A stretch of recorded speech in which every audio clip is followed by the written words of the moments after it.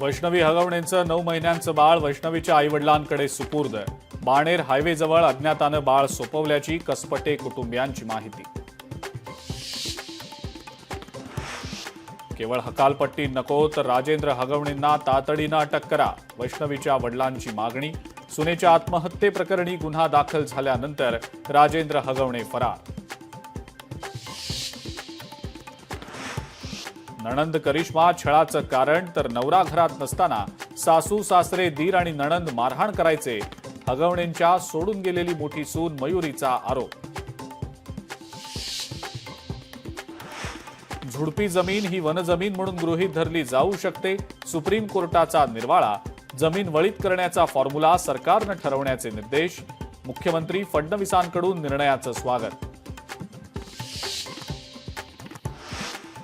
राज्यामध्ये पुढचे 3 दिवस जोरदार पावसाची शक्यता.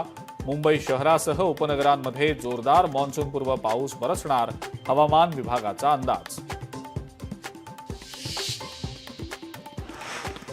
पाकिस्तानसाठी हेरगिरी केल्याचा आरोप असलेल्या ज्योती मल्होत्राच्या कोठडीमध्ये 4 दिवसांची वाढ, तर ज्योतीच्या मुंबई वारीची सध्या चौकशी सुरू. आणि ऑपरेशन सिंदूर संदर्भात बोलताना पंतप्रधान मोदी भाऊक. सिंदूरचा जेव्हा बॉम्ब होतो तेव्हा काय होतं हे जगानं पाहिलंय. राजस्थानच्या बिकानेरमधल्या सभेत पंतप्रधान मोदींचा पाकिस्तानला इशारा.